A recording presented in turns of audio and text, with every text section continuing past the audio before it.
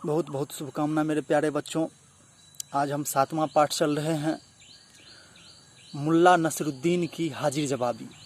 हाजिर जवाबी का अर्थ होता है किसी भी बात का तुरंत जवाब देना। ये एकांकी है। एकांकी मतलब एक अंक का।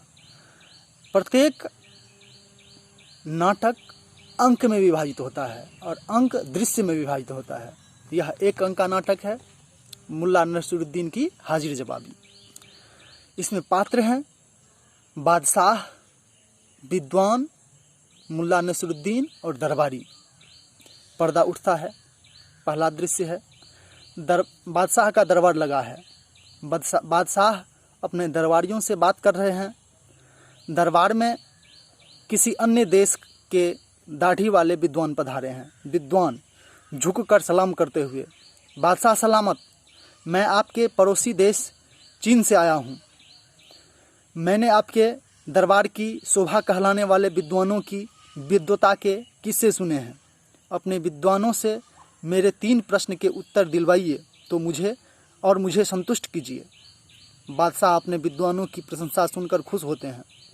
बादशाह कहते हैं, एक खाली कुर्सी की ओर इशारा करते हुए, हाँ बैठिए और अपने 3 प्रश्न पूछिए। विद्वान कहते हैं, बादशाह सलामत, मेरा पहला प्रश्न यह है, पृथ्वी का केंद्र बिंदु कहाँ है? मेरा दूसरा प्रश्न है, आकाश में कुल कितने तारे हैं? और तीसरा कि मेरे दाढ़ी में कितने बाल हैं? ये प्रश्न सुनकर सबकी अक्ल चकरा गई। एक प्रश्न का भी उत्तर कोई न दे सका। दरबार में सन्नाटा छा गया। सभी विद्वान दरबारी जमीन में नज़र गड़ाए बैठे थे। विद्वान हैरानी से, अरे यहाँ तो सभी चुप हैं। बादशाह सलामत, क्या मुझे आपके दरबार से अपने प्रश्नों का उत्तर मिले बिना ही लौटना पड़ेगा? बादशाह, नहीं, आपके प्रश्नों के उत्तर अवश्य दिए जाएंगे। मैं अभी मुल्ला नसरुद्दीन को बुलवाता हूँ। मुझे पूरा भरोसा है कि वे आपको निराश नहीं करेंगे। बादशाह पहरेदार को बुलाकर मुल्ला नसरुद्दीन को दरबार में हाजिर होने का आदेश देते हैं। दूसरा दृश्य है, मुल्ला नसरुद्दीन अपने गधे पर सवार होकर दरबार में हाजिर होते हैं। मुल्ला नसरुद्दीन गधे से उतरकर बादशाह को सलाम करते हुए, बादशाह सलामत, आपका सेवक हाजिर है, हुक्म फरमाइए, मतलब आज्ञा कीजिए। बादशाह, मुल्ला जी इनसे मिलिए, ये विद्वान चीन देश से आए हैं। यहाँ इनके प्रश्नों के कोई उत्तर नहीं दे सका। हमें उम्मीद है कि आप इनके प्रश्नों का उत्तर देकर अवश्य ही राज्य की इज्जत बचा लेंगे।